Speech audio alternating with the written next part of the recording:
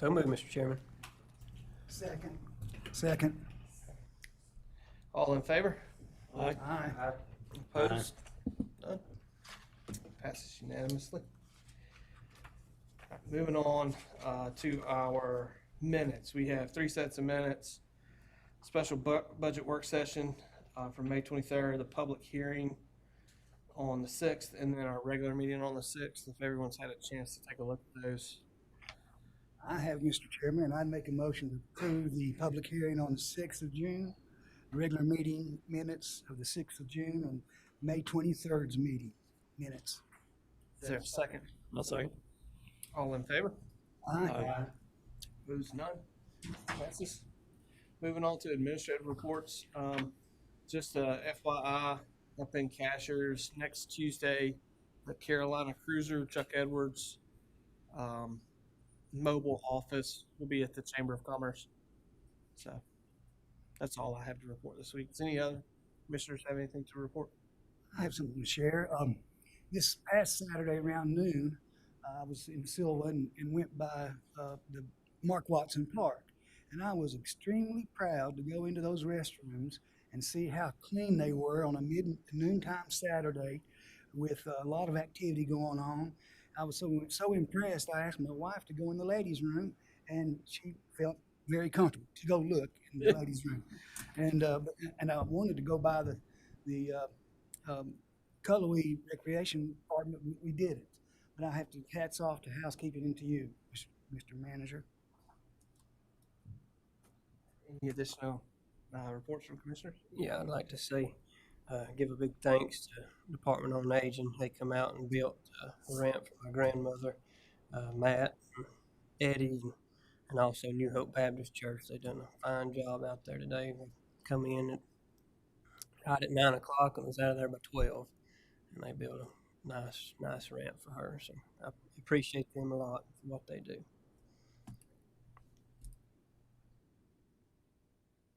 We had our walk at the Department of Aging. What was that? Friday, I believe, wasn't it? Last Yeah, Friday. yeah. It was. It's a good time. A lot of good folks turned out, and the Department of Aging is spot on. They're a fun group. Kudos to those folks. All right, moving on. Do we have anybody? Well, Mr. Adams, do you have anything to report? I don't have them covered on my report's going to be the multiple items. Yeah, there you go. We do have one person signed that. Okay.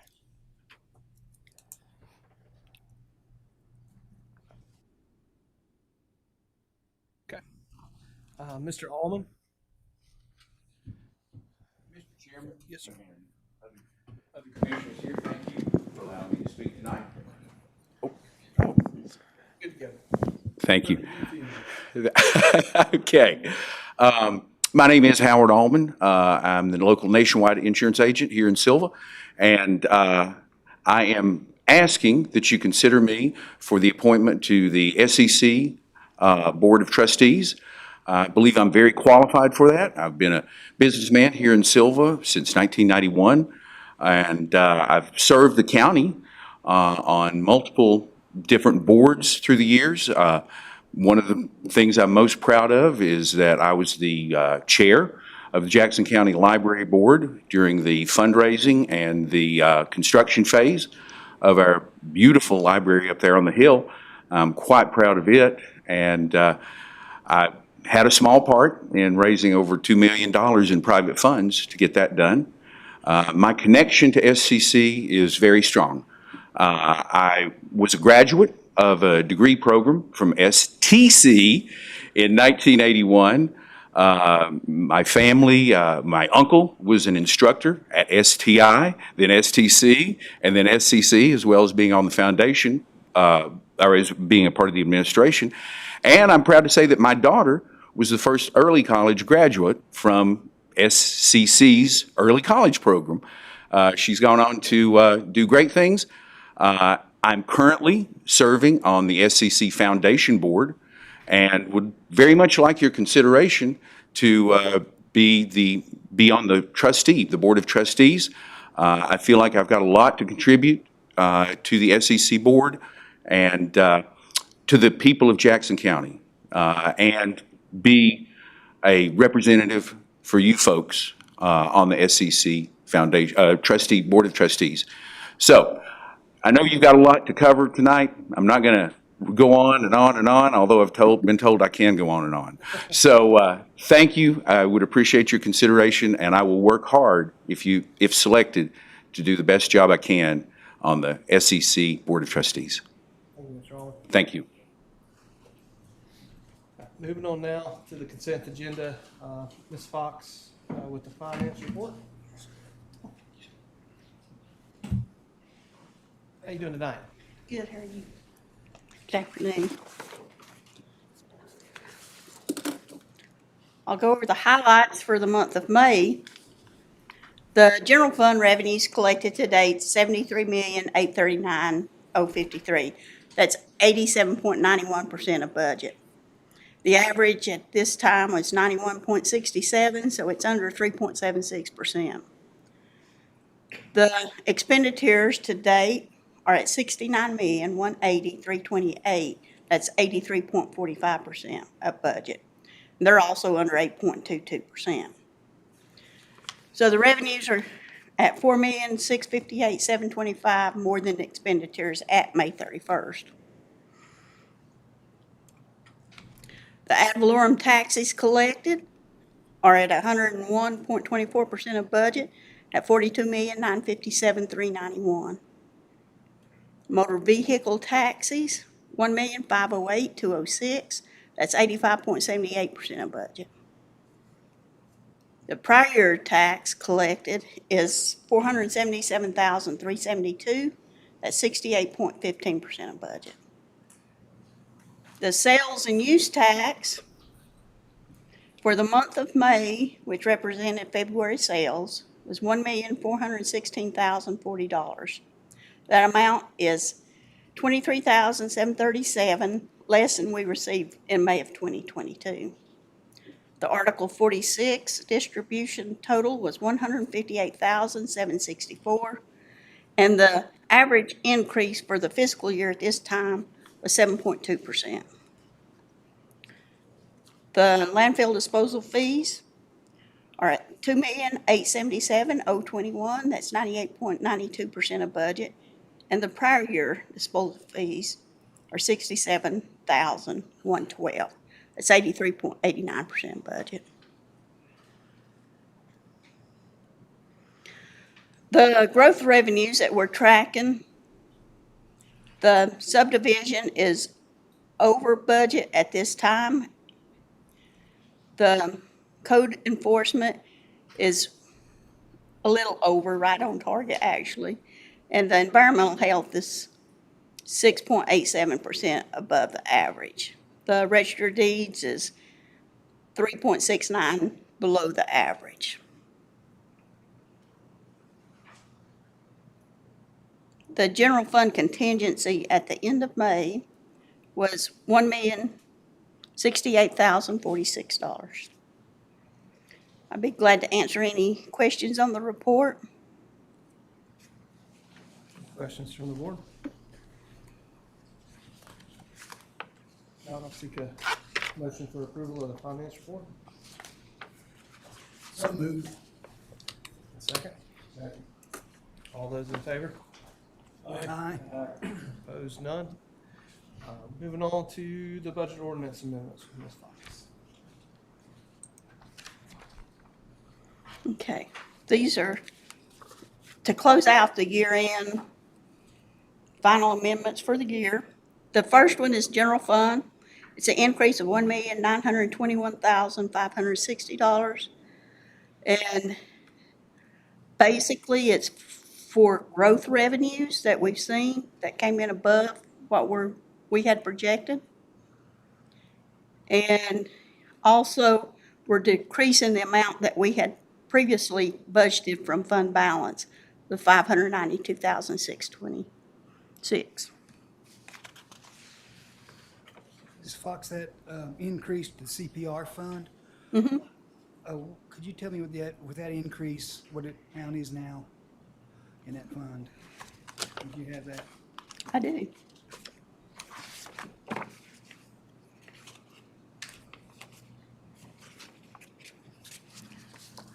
balance right now is 1,549,910, and that 300,000 will be added to that.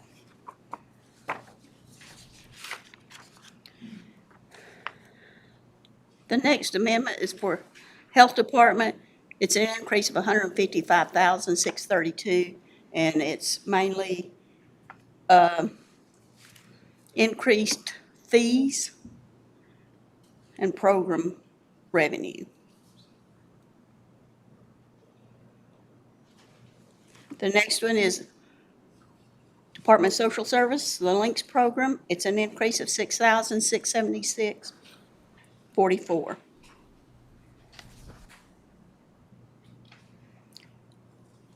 The next one is Department on Aging. It's an increase of $120,270. And basically, it's fees and donations. We had, and some grant monies that were added later in the year.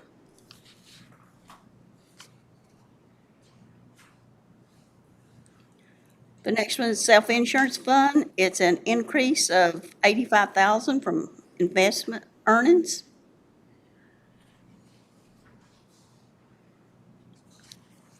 The next one is School Capital Reserve. It's the transfer from general fund. That's for the increased sales tax that we're projecting to come in. We won't receive them until July, August, and September.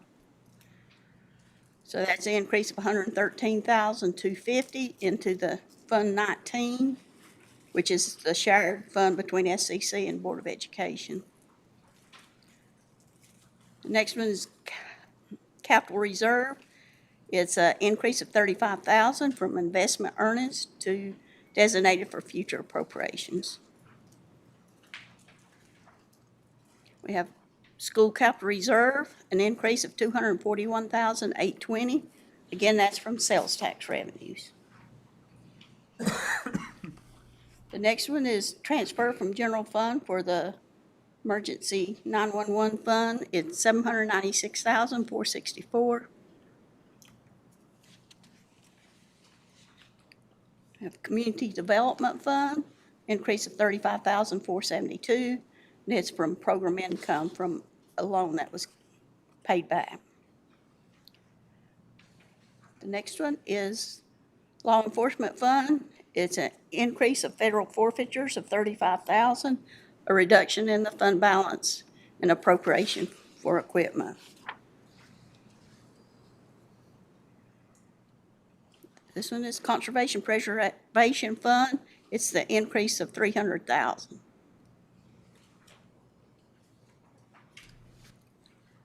The next one is Fire Tax Fund, increase of $66,550. It's an additional revenue from the tax and motor vehicle taxes and penalties and interest. Next one is Economic Development Revolving Loan Fund, increased investment earnings of $7,000. This is the School Improvement Project Fund, increase of investment earnings of $50,000. The Economic Development Fund, it's an increase in some rent that we received prior to the sale of the facility and the investment earnings. That's an increase of $25,000. And that's it. Be glad to answer any questions. Questions from the board? What is the total of all these? Did you have that? I don't have that because it's across different funds. Yeah.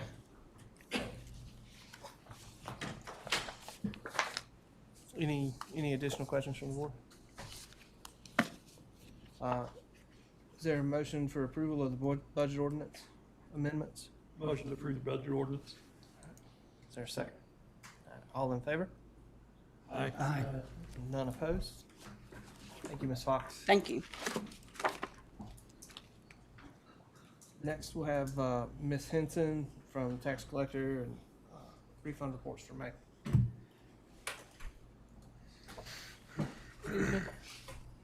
Good evening. The 22 taxes collected for May were $322,389.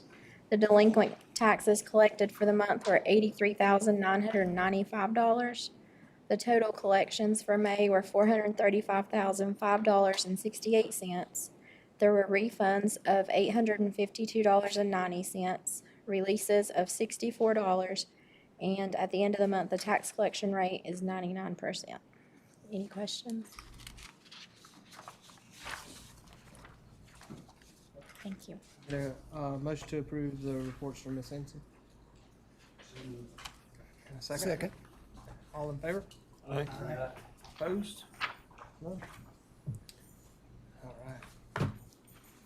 Moving on now to the meat and potatoes. First up, we have Ms. Alm, going through Transit Title VI program planning.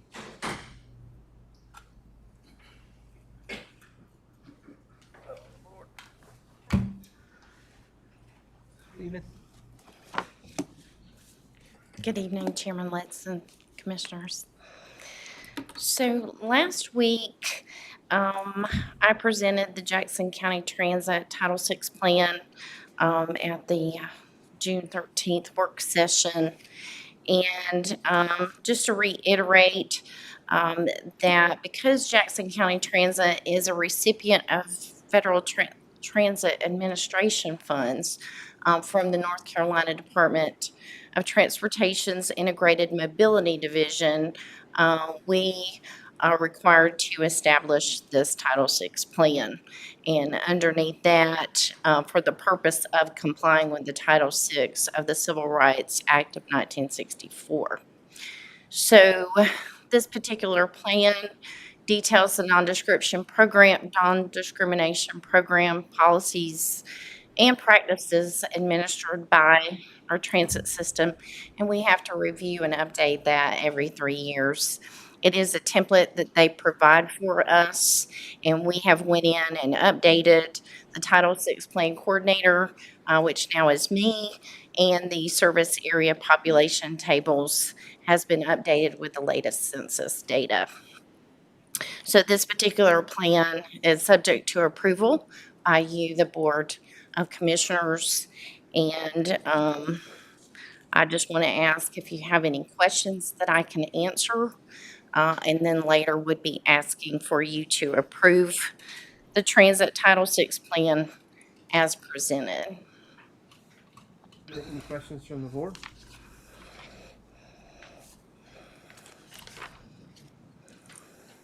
We have a motion for approval of the modified Title VI program plan. So moved, Chairman. Is there a second? Second. Madam Clerk? Blank. Yes. Commissioner Jones? Yes. Commissioner Bryson? Yes. Commissioner Smith? Yes. Chairman Letson? Yes. Thank you, Ms. Hall. Thank you so much.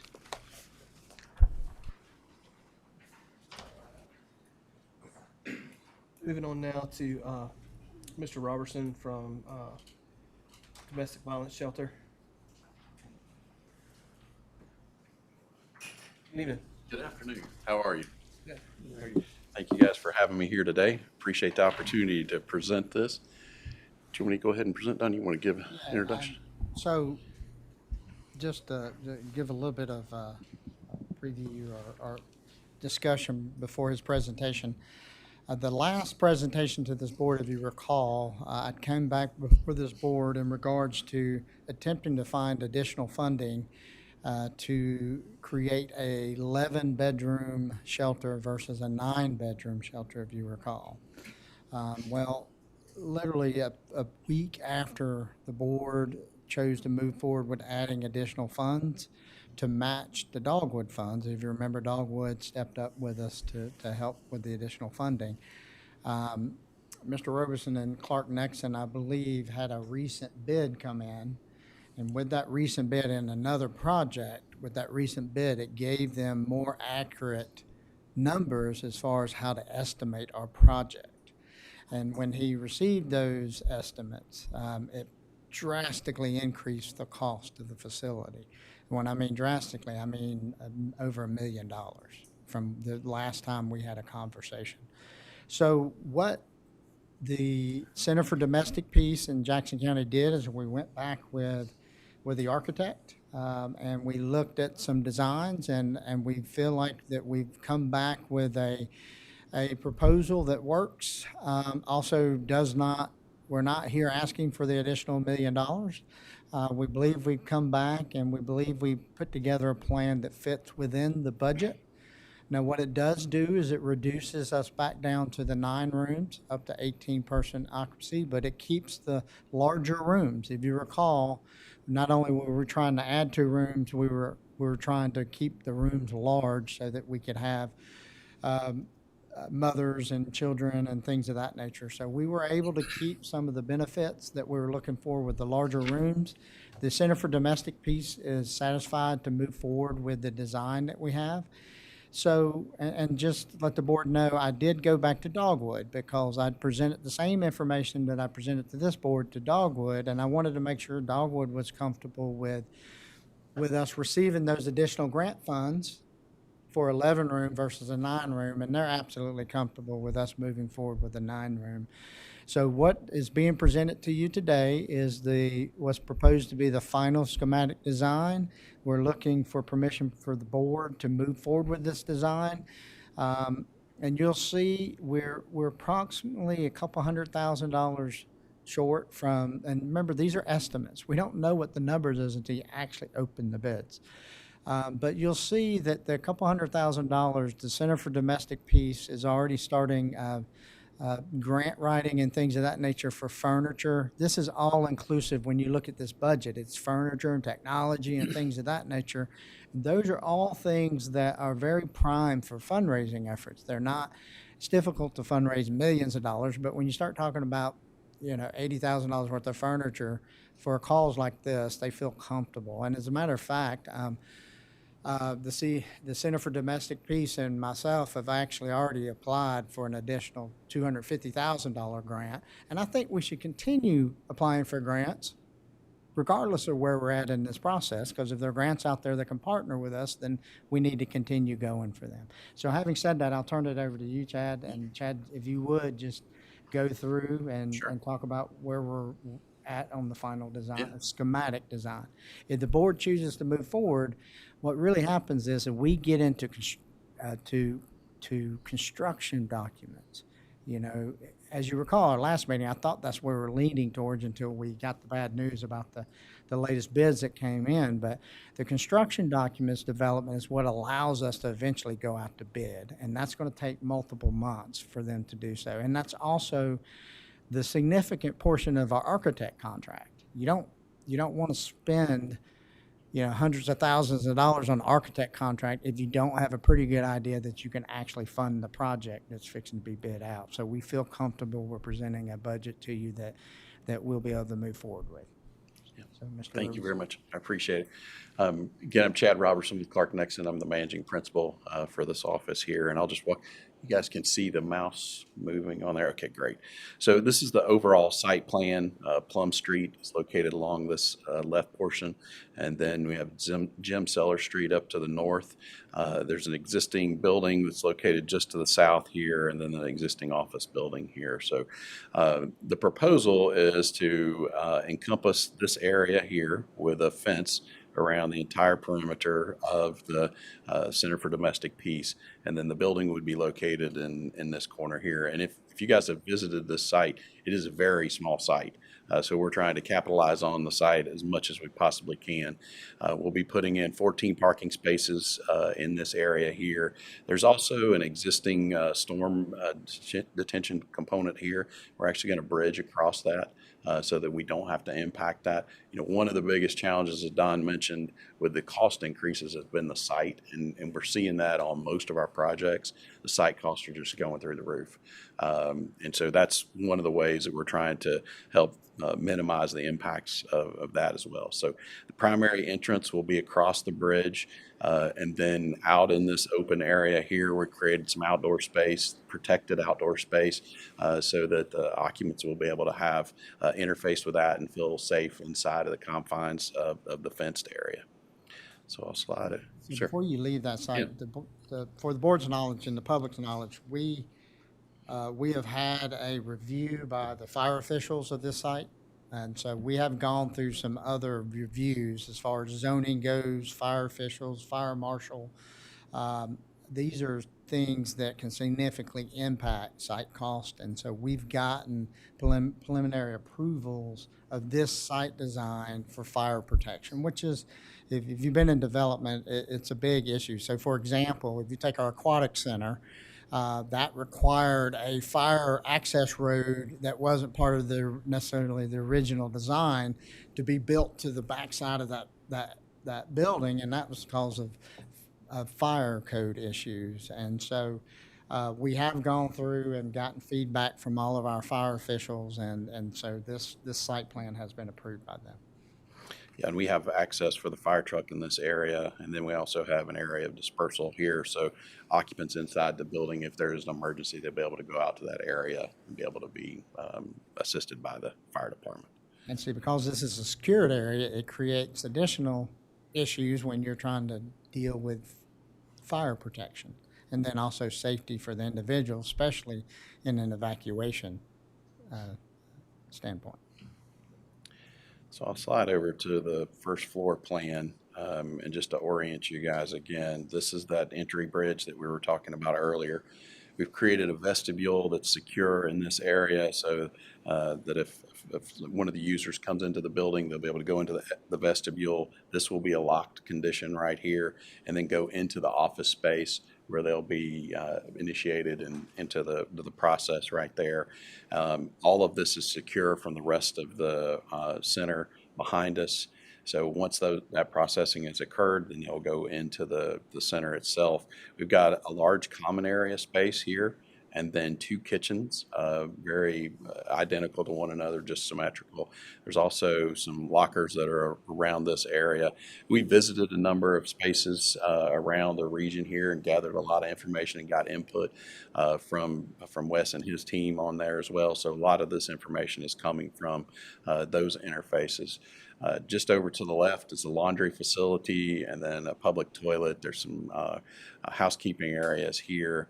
And then going through the lobby space, there'll be a set of stairs that will actually go up to the second floor in this area. And then going down the corridor here, there'll be a staff room in this location, toilet areas. There's storage along the perimeter of the corridor space, and then 2 other residence rooms. And these will stack as we go up through the floor plan here. But those are connected, similar to a hotel room that would be connected. So if there's a large family, then they'll be able to open up both of those spaces as well. And then over to the plan right is another set of egress stairs that'll take you up to the second floor as part of that as well. The common area space opens out onto that public play space, but it's also kind of protected from this little wing of the building in this location. So this does allow for a lot of natural light in that space, but they're also very secured in that location. And then moving up to the second floor, so you'll come up these stairs. This will be the public monumental stair. Created a lounge space up on the upper area as well, and then a series of residence rooms that go along that corridor. Each of those with a bathroom. One thing I failed to mention, on the first floor, we have like a roll-in type shower for anyone that has a disability. And then on the second floor, we have, bathtubs that are available on that level as well. So the elevator will provide that handicap accessible access to the upper floor of the building. And then these rooms just repeat. And again, we've got another room down here that has the doors that connect there. So there's the ability to open that up as well. This is the finished plan. It kind of shows how the furniture might be oriented here. This is the first floor level. Again, this is the office space. So the occupants would come into that space. They would go through that initiation process and then go back into the building. This common area space is set up more like a living room area, so that there can be interface with the other users that are in the building. Kitchen tables that are set up here, so if they need to have a family meal in those areas. And then the individual kitchens are kind of centered around those kitchen tables as well. The rooms themselves are set up with a double bed and then a single bed. And then there's also furniture in there for clothes and storage areas. There's also a small table in that area, so if kids are with them, they need to do homework or work on school assignments, and they have that ability. We made the bathrooms slightly larger down here so that if there is a family, that they can all get into that space together and help work through that situation as well.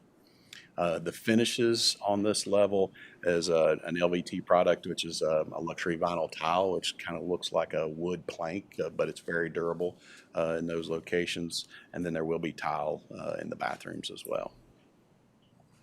The second floor is very similar. That lounge space is set up as a living room area. There's also like a kitchen table in this area, and then the rooms just repeat themselves as they go through the rest of those areas with a double bed and then a single bed in those locations.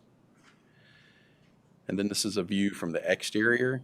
This is that bridge that I mentioned. So there'll be parking in the front of the building. You'll have access across the bridge into that vestibule space. The materials on the exterior are a combination of a cementitious siding, like a hardy plank that has a wood texture, wood feel to it. And then there's some metal panels that are incorporated into, or metal siding that we incorporated. The roof sloped, and it'll have a metal roof on that location as well. And then sliding over to the right, looking back across that play space. Obviously the bridge over here, this is that stormwater swell that's right there, but some outdoor play space that opens up into the common area spaces, and then the bedrooms are located along this area right here. So small enough windows that they are protected, but large enough to get them some daylight into those areas, so they feel like that's a good balance in that location as well. Let the board know too, a lot of conversation has been had about security. We've brought in the Silva Police Department, the police chief. We've had a lot of conversation in regards to that wall access, how technology can assist in this. You know, guys, this isn't a prison. So when we were serving the population group, these victims have jobs and they have lives. So we have to come up with the appropriate balance of security in the facility with their ability to leave and come back when necessary on a daily basis. So there has been quite a bit of conversations in regards to just overall security in this facility. So just wanted to let you know. Yeah. And then moving to the interior, this is the first floor common area. So this is the living room space that I was talking about. And then the kitchen spaces are behind here. Just behind that wall is the other kitchen space. And then the kitchen tables, lockers are here so that the occupants can store their food in that area as they need it and feel protected and safe in that location.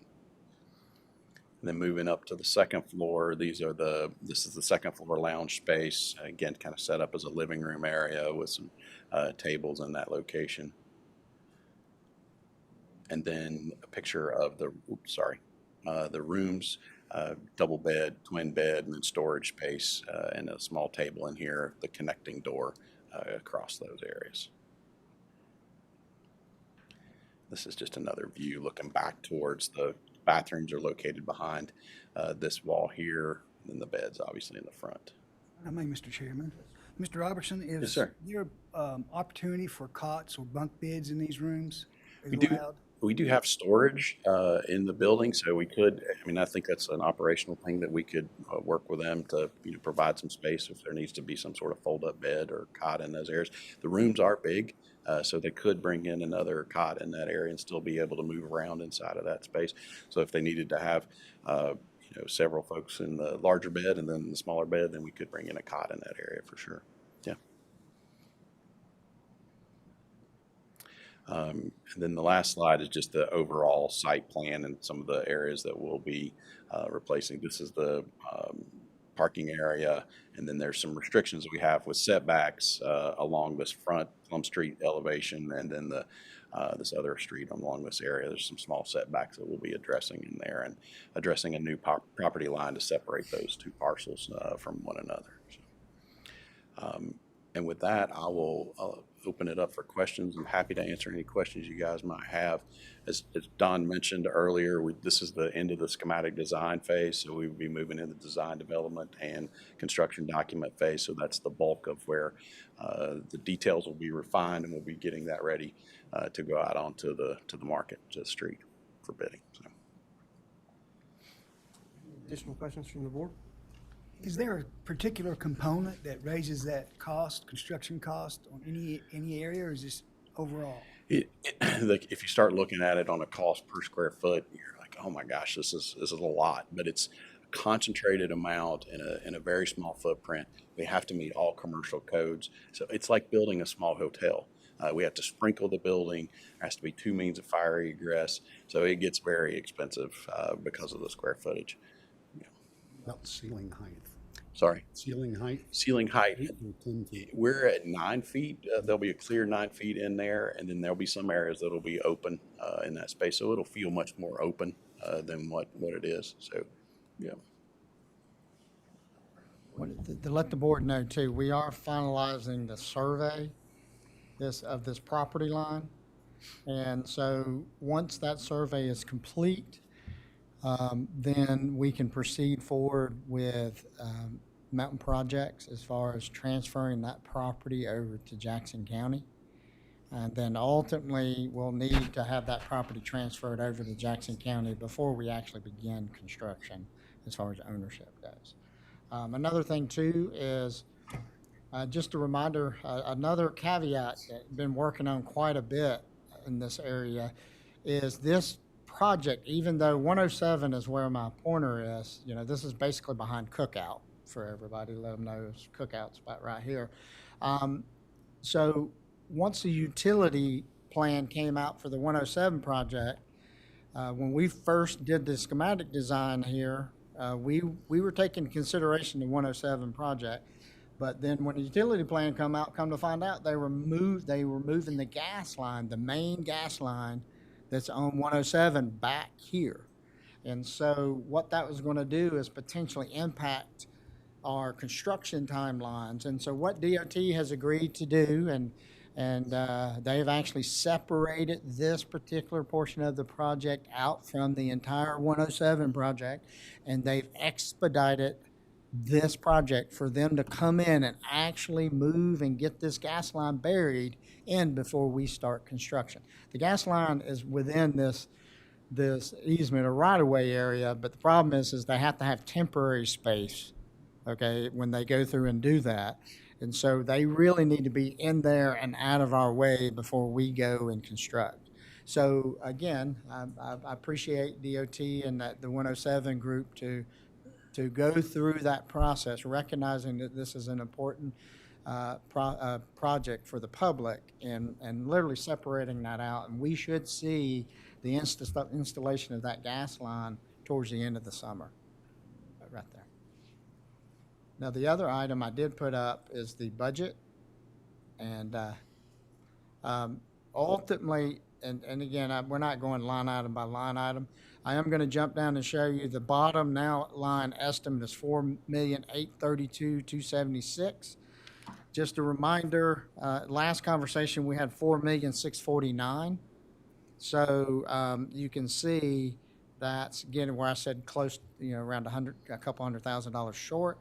But I wanted to show you items here like technology, kitchen equipment, furniture. These are areas, the fence and gate, that gate going around that facility, because of how secure we're attempting, the fence and gate, how secure we're attempting to make that facility, it's a high dollar expense.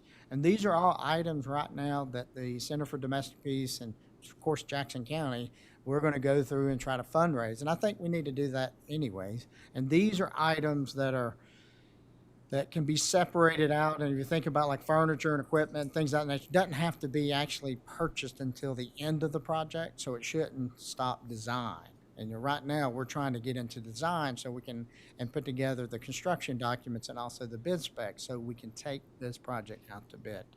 So although technically we have $4 million, We have $4,649,779 set aside for this project. And just a reminder, half of that is a grant. You know, half of it's county dollars and half of that's a grant from Dogwood. We feel comfortable requesting to move forward with this project with the understanding that, you know, we will fundraise for this. And the reality is we still don't know the actual cost of this project until we open those bids.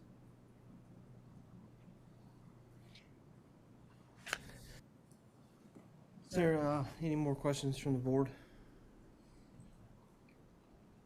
I think that when you get down to the green section of fence gate, furniture, fixture, and equipment, kitchen, laundry equipment, technology, I think we can fundraise for that.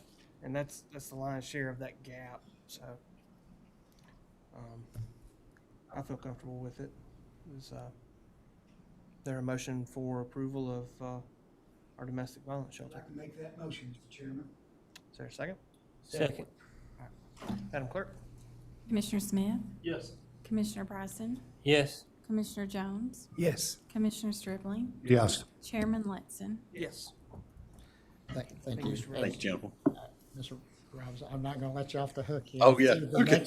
the next question, give us a rough timeline, because it did cost us an extra month or two from the last time I came and spoke to the board to try to go back for redesign and so forth, but what is our goals? You know, The just goal is a to have rough timeline. construction documents completed by the end of October, and start getting that on the, getting it up the street before Christmas so that we can get bids in before then, and then we'll work with the contractor to get them started as soon as we can after that. So, yeah. All right. Well, the next, what do you think the construction timeline is going to be? 18 months? I don't think it'll be that long. I mean, it is getting a little better out there as far as getting materials delivered to the site. You just never know from a day-to-day basis what it is. It could be panels, it could be a piece of equipment. So I'd say we're probably 12 to 14 months for something like this. So, yeah. So, thank you, gentlemen. Appreciate it. Moving on now to grant project ordinance for medicated assisted treatment in jails. Mr. Chairman, Yes.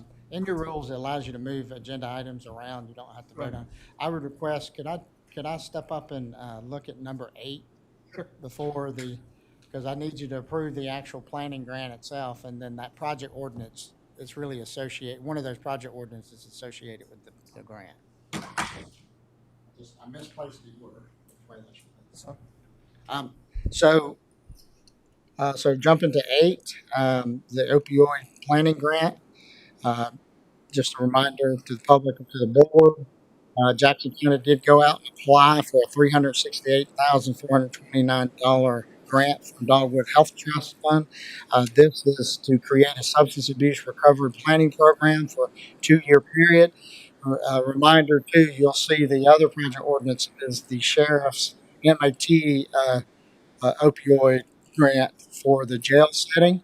And so these two programs will partner together to try to provide substance abuse treatment for incarcerated persons, but then also enhanced treatment for when they're released. But we'll also try to build out programming that's not just for the released inmate, it'll also be programming for the entire county. So with these two grants combined, hope we'll be able to do that and then create a overall master plan within the year to really prioritize. Remember, we get over $3 million in the next 18 years of opioid settlement dollars to start prioritizing where those funds need to be expended long term. And there will be a whole planning process starting next year that'll have multiple stakeholders involved. And there's monies in this grant to allow for a true good planning process to take place. The proposed budget you can see is in here. That's a full-time substance abuse recovery coordinator for 2 years. But then you can also see that there's funding down in there for meeting supplies. There's funding down in there for, we're actually getting paid too through this grant to provide office space. And then there's funding down there for contractor consulting services. That's going to allow us to go out. This is a one-person department, so they're going to need to go out and hire some facilitation companies to help put on these community-wide processes to help develop the master plan. That's no different than what you see your planning department do. Mr. Poston, what he's been doing up in Cashers and those types of plans being presented. And so the request is to authorize myself to sign off, to accept the grant and to sign off on their grant documents themselves. Any questions from the board regarding the Dogwood Health Trust opioid grant? Is there a motion for approval? So moved, Chairman. And a second? Second. Madam Clerk? Commissioner Stribling, Yes. Commissioner Jones, Yes. Commissioner Bryson, Yes. Commissioner Smith, Yes. Chairman Letson. Yes. Thank you.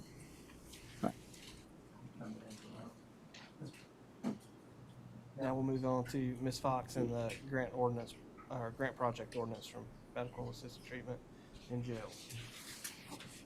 Since it's a multi-year contract, the first grant ordinance is for the medication-assisted treatment in jails. It is a grant from North Carolina Department of Public Safety in the amount of $493,788. You have employee expenses, $161,689. Contracted services, $77,099, and admin, $12,000. Medical supplies, $243,000. That employee expenses for 18 months, correct? Correct. Is there a motion to approve first grant project ordinance for medicated assisted treatment in jails? So moved, Mr. Chairman. Is there a second? Second. Madam Clerk? Commissioner Smith, Yes. Commissioner Bryson, Yes. Commissioner Jones, Yes. Commissioner Stribling, Yes. Chairman Letson. Yes. Now on to second one, which is substance abuse recovery planning. Okay. This grant project ordinance is from the Dogwood Health Trust, $368,428.54. And this is the budget that Don had presented previously. Is there any questions from the board? Is there a motion for approval? So moved, Mr. Chairman. Second. Second. Madam Clerk? Commissioner Stribling, Yes. Commissioner Jones, Yes. Commissioner Bryson, Yes. Commissioner Smith, Yes. Chairman Letson. Yes. Thank you. Thank you.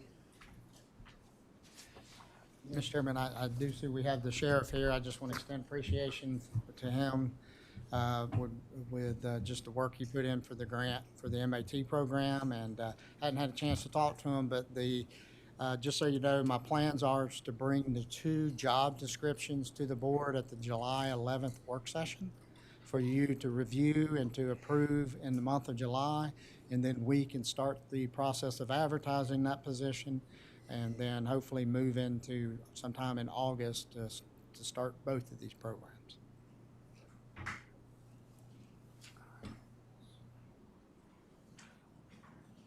Moving on now to the MOA and addendum. So this week, I ended up getting a revised version of this addendum, one final revised version sent to me. It's different than the version that I discussed with the board. At our work session. I did discuss this with our attorney. There were no substantial changes. So what I'm handing to you is the blue line version and then just a clean version. The blue line version, what it does is it shows you the changes made from the version that you saw at your work session and the version that's actually online here. And I believe we have this. So I believe we have this here on the desktop. And that is the clean version.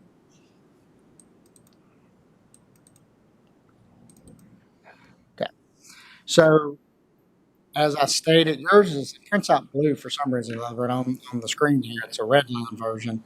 So as you can see, what it has done is it's added a paragraph here that basically just talks a little bit about who the parties are, and does a little bit of wording changes, and then really just goes back to refers to the county versus counties, because remember, this is an agreement to the addendum that's between the Eastern Band of Cherokee Indians, the North Carolina Division of Public Health, and excuse me, and the Jackson County.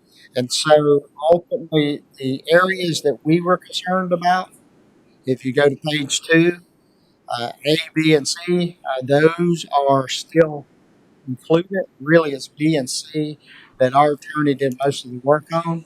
And B is basically recognizing that the division, and this is the state of North Carolina, acknowledges it does not have the authority to direct the county as an agent of the division to inspect that casino pool. And so, just a reminder why that's important to us. And I know I stated this at our work session, but we have a new audience, and this is also for somebody that just started watching this meeting for this YouTube meeting. Counties are extensions of state government. I think a lot of people don't understand that. We are extensions of state government. And municipalities and cities are actually separate legal entities. Counties are extensions of state government. So, to that regard, when you start talking about health department services, when you look at health department services, we are actually an extension of state government enforcing state rules. And so, ultimately, reason B is important because the division requires us to go out and do these inspections, and it's tied to some of our financial reimbursements. So it's important for the state to recognize that they don't have the authority to force us to inspect this because they're asking us not to inspect it. And by making that point, and that doesn't tie us up with any other reimbursements. C is really the most important component. C is the component that basically states the tribe will identify the county for that particular pool. And so, Mr. Chairman, and I don't know if our attorney wishes to weigh in, Deborah, but at this point, we don't see any significant changes that would make us recommend anything different than what you agreed to at the work session, and that's to move forward with approving this agreement. Yeah, I concur with what you said, Don. Is there a motion to approve the agreement addendum to? Is there a motion to approve the agreement addendum? So approved. Sir. Section. Mr. Chairman, I have a question. It's kind of an odd question, but I was on the Board of Health board for years, and there was a food outbreak at the facility. Yes, sir. And if that food outbreak, if there's another event like that, would we be allowed to go and inspect the waters of that facility, or how would that play out? So, yes, you remember this is an addendum to the actual MOA agreement that the larger 5-county agreement that you've already approved. And that larger agreement, that is what gives us authority to go on and do those investigations. So yes, sir, it does. Just remember, this is just very specific to the pool. The larger MOA agreement authorizes us to do more things. Madam Clerk? Commissioner Smith, Yes. Commissioner Bryson, Yes. Commissioner Jones, Yes. Commissioner Stribling, Yes. Chairman Letson. Yes. Thank Moving on now to our July meeting schedule. And before we went, I did include in here the original MOA, just so if you want to go back and take a look at that, Mark. And just so everybody knows, I was going to have you all re-adopt this, but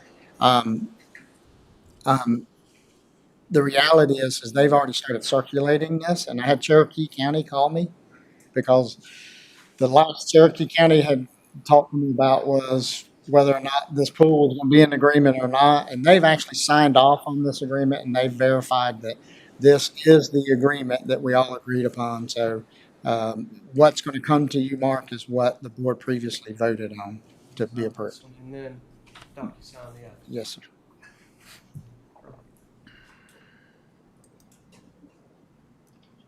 Yes, sir. So, it's, our next scheduled meeting is actually on July 4th. So it is respectfully requested that the board cancel the July 4th meeting, and then if you do so, then your next meeting would be a work session on July 11th. Is there a motion to cancel July 4th So meeting? many Chairman, full meeting. Yeah, make sure you put the word meeting behind it, yeah. Not July 4th. Yeah. Still be shooting off fireworks. Madam Clerk? Commissioner Stribling, Yes. Commissioner Jones, Yes. Commissioner Bryson, Yes. Commissioner Smith, Yes. Chairman Letson. Okay. So next item is the fiscal year 23-24 budget ordinance. Before we jump into that, just a reminder, if you see number 12 there, there's mountain projects request. So this budget ordinance does not include the mountain projects expenditures. And so that's where, if the board chooses to move forward and adopt that ordinance, then the question is do you wish to move forward to appropriate the funds for mountain projects? And this relates back to the conflicts of interest potential. And it goes back to Commissioner Smith. And so just letting you know, those two are tied, but we don't have to, they're not in the same vote. But just letting you know, we will deal with that when it comes. So the budget ordinance is included. So you've been given all this information, you know, your packets of information. We got the big books, things of that nature. But this is the legal document. This is the budget passed by the county commissioners if you choose to do so. So what I'll do is I'll just try to quickly go through. It's self-explanatory. I'm just going to go through divisions of this. I'm not reading line by line. We gave you samples of this at the previous meeting. This is going through this is as much for the YouTube folks and people in the audience as it is for the board. So as you can see, this is the budget ordinance for fiscal year 23-24. And ultimately, section 1, what this is a description of all funds.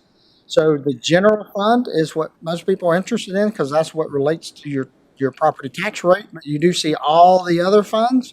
When you total those, they would be $120 million. But remember, we have transfers between these funds. And so the reality is it's a $100 million total budget in the sense that that's how much money is being budgeted to be expended outside of the county. And all this is doing when you remove that $20 million is taking into consideration, you know, if you move $100,000 from solid waste enterprise fund over to the self-insurance fund for those employees there, well, that's double counting it right there. So that's what you're doing. So the total budget, proposed budget, $100,355,849. If you go to the next section is the general fund. You can see this section does break out each department, whether it be governing body, or you can scroll on down to corporate extension, fire, sheriff, grants, things of that nature, emergency management, gives a total of each budget. And so as you can see, that matches what was on the front page, total general fund budget of $88,106,428. You have to adopt a balanced budget. So ultimately, what you have to do is next section is the revenues, which has property taxes, sales taxes, things of that nature. And obviously, when you scroll down through all of our revenues, if you adopt the ordinance, then you are adopting a balanced budget of $88,106,428. Yes, sir. Can we recess for 5 minutes? Yes, sir. Reconvene at 7:35.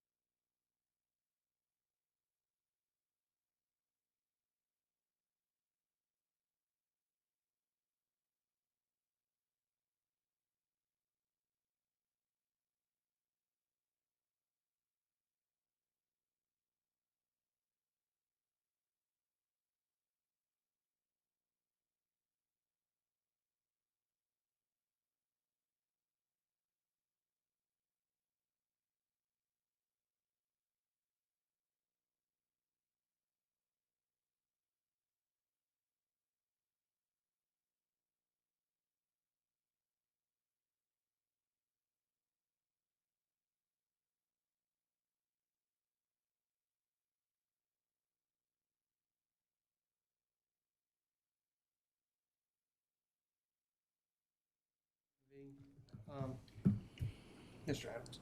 Yes, sir. So as you can see at the bottom, we talked about 88,106,428 is the balanced budget for the general fund. And so then what you see for the following sections are basically just expenses and revenues for each of the funds. So what you'll see is obviously for the ARPA funds, you see 3,110,000, then you'll see the revenues made available. And you see the source of the revenue. We'd already received those funds, so that's a fund balance just roll over every year. And then ultimately you can see for the self-insurance fund, our health insurance is self-insured. So you can see the proposed expense of $8,083,000. And then ultimately you can see how we pay for that. And it's whether it be employee contribution, county contribution, retired employee contributions, and so forth. So our self-funded system is an $8 million system. Ultimately, as you go on down, you can see this just goes on as far as the other American Rescue Plan fund. This one is the monies that were not, if you recall, we split those funds up. Some were revenue replacements. That's what we're using to fund our Center for Domestic Peace. This was left in an actual ARPA designation because we use this money to match the great grants, the broadband monies from a state level, and we wanted to make sure that it maintained its ARPA designation because it gave the applicants the most points. Okay, and so that by doing this, it helped them receive the most points and get the best match, and for them to get their grants awarded, and that's for the build out of broadband in our community, The next, as you can see, is our Educational Cap Reserve Fund. And then you can just see the expense, and then you can see the revenue. And then I'll just keep going. The other general cap reserve, you can see the expense and then the revenue. Now, some of these do have fund balances where we're saving every year. When we put money in, doesn't mean we're expending something like this cap reserve fund. Just you have to balance it. By law, you have to have a balanced budget. And then ultimately, you keep going down for the school cap reserve fund, the 2.5 and the 2.5, and I'll just keep going. Please, if you got any questions, stop and we can talk about it. Our E911 fund, you can see our expenses of 314. This is just a reminder, the revenues for this is that little surcharge you see on your cell phone bill or your home phone bill. And then going on down, section 18 and 19, our Economic Development Fund. So as you can see, some of these funds have employees, right? This is where our economic developers pay for. And then you can see what revenues are utilized to help pay for that. Then ultimately you keep going down. Our Revaluation Fund, again, you see salaries and wages. These are where people where they actually go out and do our revaluation for us. And then you see where the revenue fund balance and general fund contribution. And this is something just every year we have to contribute additional monies for. Then the next section is the Community Development Fund of $38,908. That's actually a new fund. This goes back, do you recall we just had the resolution brought to you that authorized you to release those deeds of trust. The CDBG programs have been satisfied. Well, this one was not satisfied, and the property was sold, and we got paid back the money. And so what's interesting about this, we can only utilize these funds for housing programs, so we're going to have to figure out what to do with it. We can only utilize it under those rules.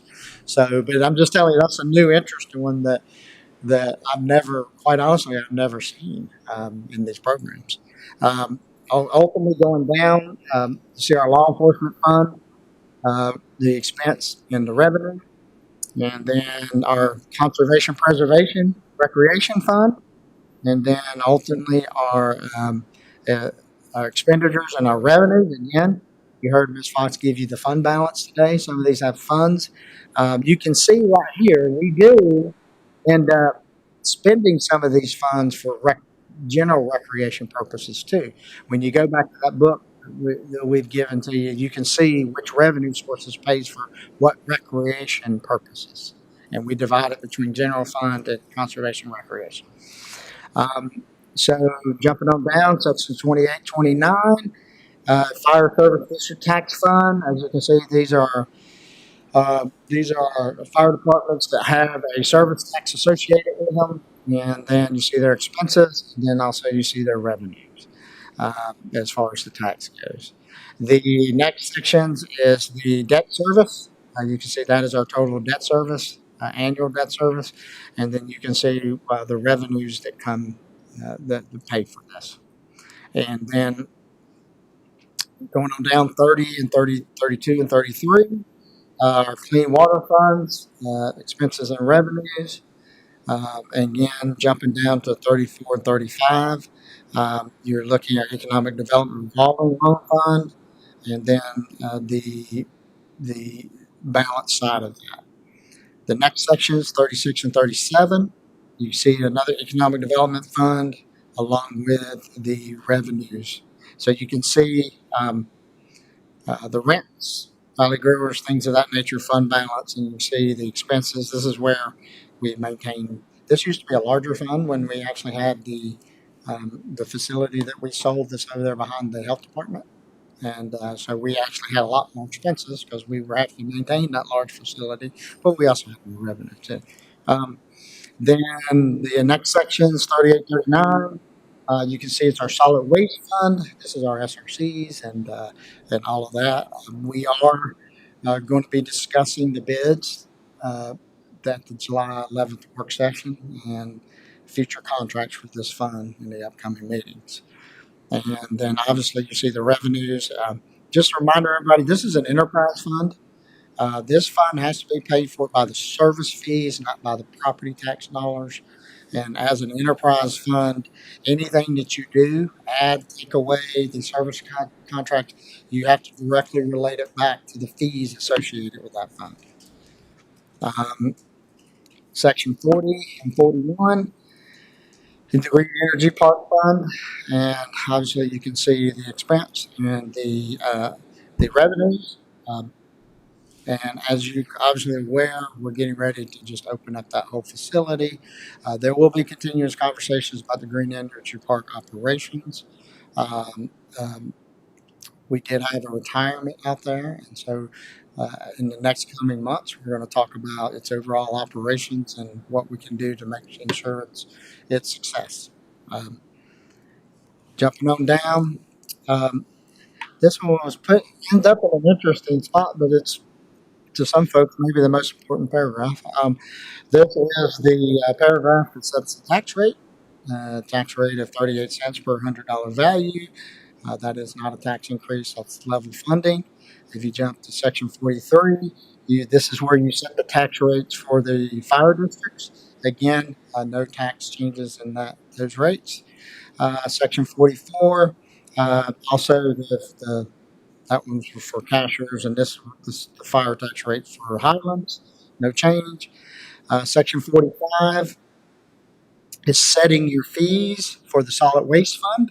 So this is where I go back and talk to you about if you have expenses, increase, decrease, this is what you have to adjust and ensure you have the revenues. The next section is the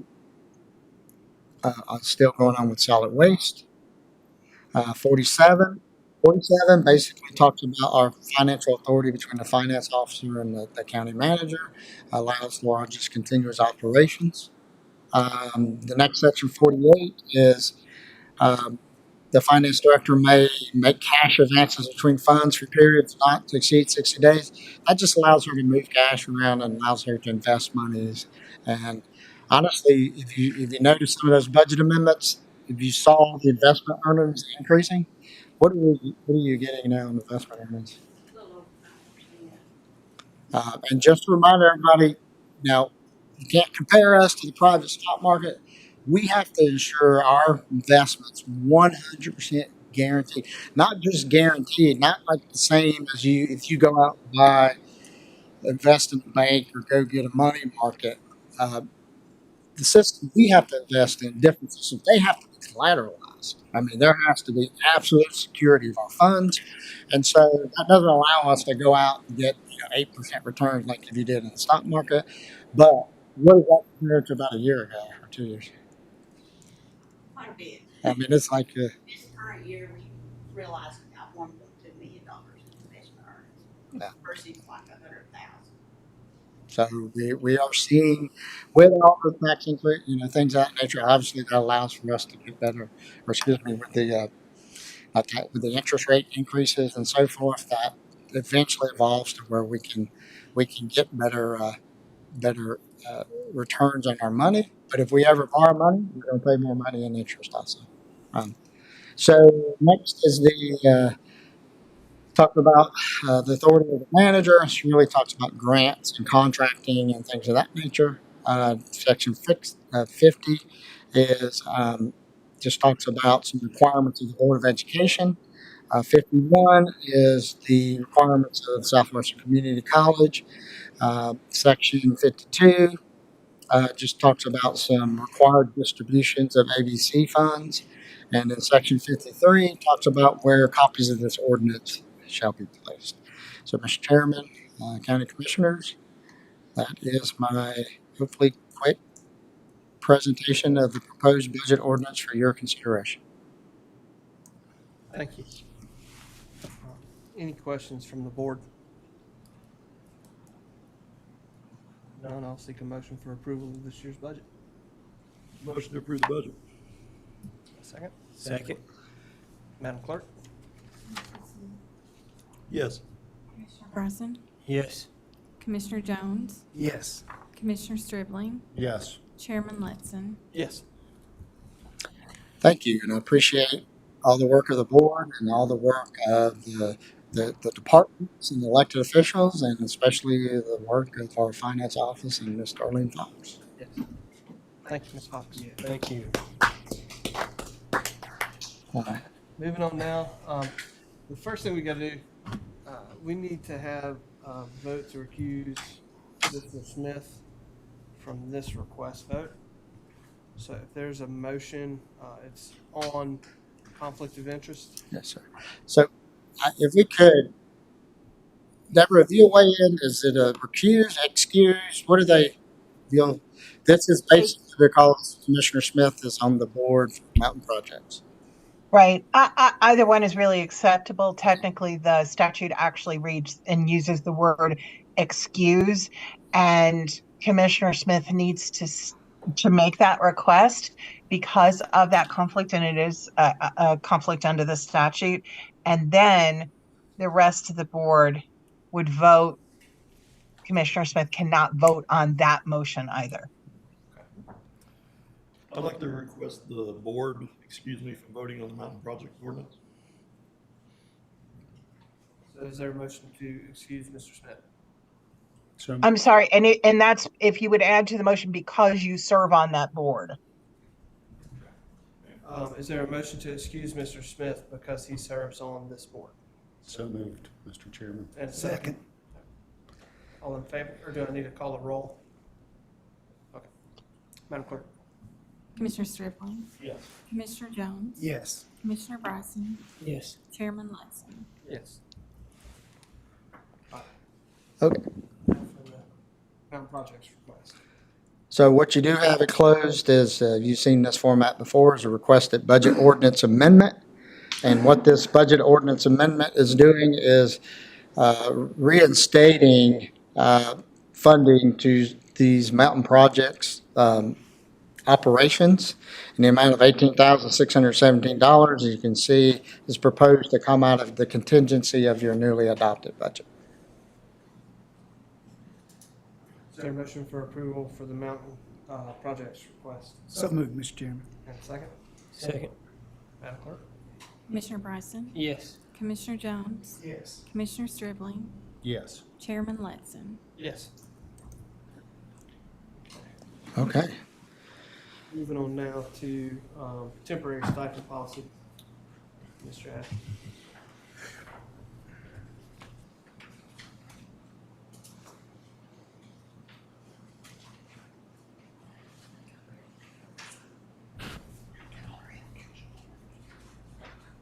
Sir.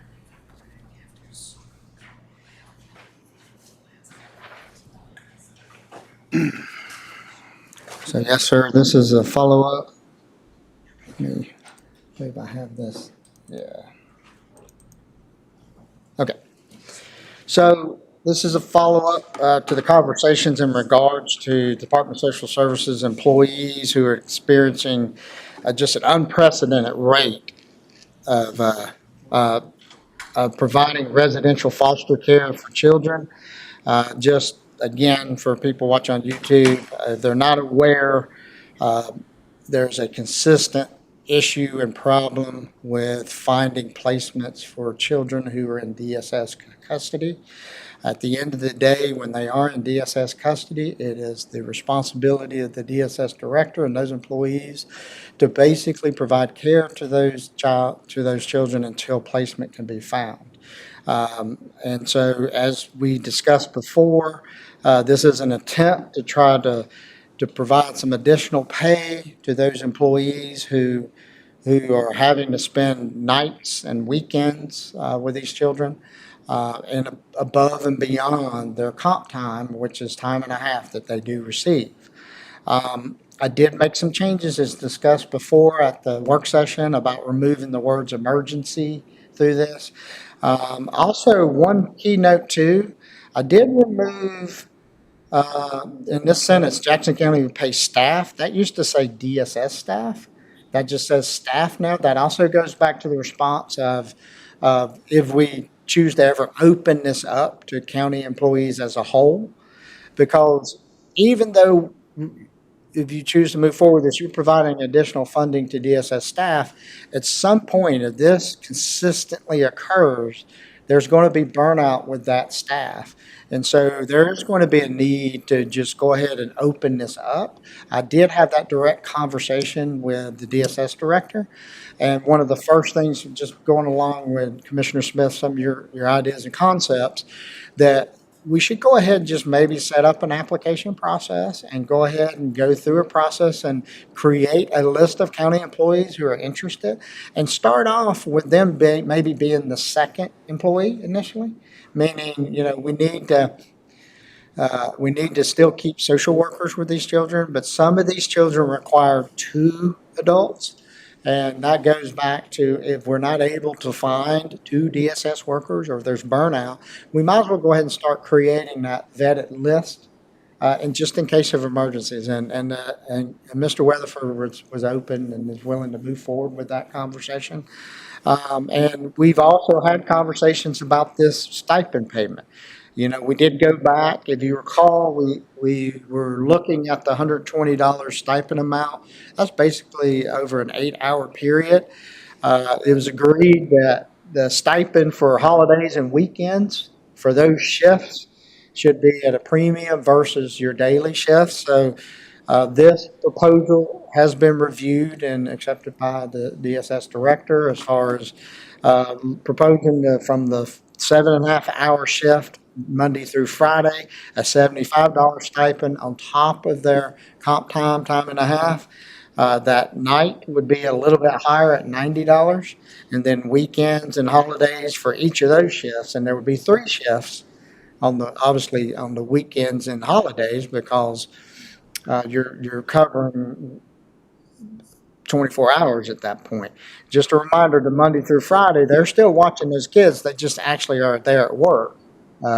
And so ultimately going through with this stipend amount, just looking at these caveats, a couple of things, if they do reach their maximum 240-hour limit, then they will switch to true time and a half, and they would go away from the stipend. Also, just put some prorated language in there in case, somebody may have to work a half shift, or just trying to open it up to try to be as flexible as possible for Mr. Weatherford to get people to go out and actually volunteer for these shifts. And just for everybody's information, if you recall, since January, and these are older numbers, a couple of weeks ago, since January, I believe it was around January through sometime in May, it's 75 days we were providing care for children. So that's a significant amount of days. When you start talking about a 5-month period, 75 days, some fell on weekends or during weekdays and so forth. And then I also did have that conversation with Mr. Weatherford about, so understanding that since you voted on this budget that added those new social workers, those social workers, part of the justification for that is to ultimately provide additional help during this Monday through Friday so that people who are gaining comp time are able to take off their comp time. So, and then ultimately I am requesting, normally, this is something that you would wait till if this was a pay raise or something, that you would wait till the beginning of the fiscal year, but they currently have children in custody right now. And so I did have a conversation with Mr. Weatherford. He said if you made this effective tomorrow, he could start complying with these shifts, meaning start putting people on the shift from 5 to 12:30 and 12:30 to 8, and we could start with those stipends if the board wishes to make it effective tomorrow. Any additional or any questions from the board? No questions, but I know she also took the address out. I did. Yes, sir. Yeah, I did that. Tried to respond to everything that we discussed at Well, the there last meeting. might come a time where DSS facilities, well, not only move, but they maybe have more children than they can house there. Because they only have effectively 2 rooms. Yes, sir. Yes, sir. Take a motion for approval of the temporary stipend policy, Motion to approve, Chairman. Would that be effective tomorrow? effective tomorrow. Motion to approve temporary stipend policy effective tomorrow. So moved. Second. Madam Clerk? Commissioner Stribling? Yes. Commissioner Jones? Commissioner Bryson? Yes. Commissioner Smith? Yes. Chairman Letson? Yes. Thank you. And, did I just mess that up? All right. There we go. Mr. Chairman, that is all that I have. Thank you. Moving on now to some appointments that have come before us. The first one is the Agricultural Advisory Board. There are 2 positions coming due. First is with Mr. Dawson from District 3 and then Mr. Burrell from District 4. Have they been requested to be reappointed?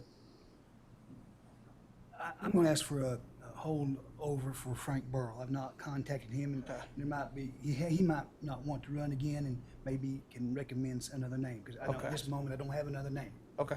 And Tom? I spoke with Mr. Dawson. He's more than happy to. We'll hold off on Mr. Burrell. Is there a motion to approve Mr. Dawson? So moved. And a second? Madam Clerk? Commissioner Smith? Yes. Commissioner Bryson? Yes. Commissioner Jones? Yes. Commissioner Stribling? Yes. Chairman Letson? Yes. Okay. And now on to Southwest Community College Board of Trustees. Have we heard from Macon County yet? Mr. Chairman, I'd like to make a motion to put Howard Allman on that board. Second. Second. Any discussion? Just that what he told us tonight was just overwhelming in his contributions to the county and to Southwestern Community College. I'd like to say he's been a great help to my family over the years, insurance company, and he's been working in the community for years, so he's well fit for it. Madam Clerk? Commissioner Stribling? Yes. Commissioner Jones? Yes. Commissioner Bryson? Yes. Commissioner Smith? Yes. Chairman Letson? Yes. Are there any questions from the press tonight? With that, our next meeting will be the work session on July 11th at 1 p.m. And if there is no further comment, seek a motion for adjournment. So moved, Mr. Chairman. Is there a second? Second. All in favor, say aye. Aye. None opposed? Happy 4th. Be safe.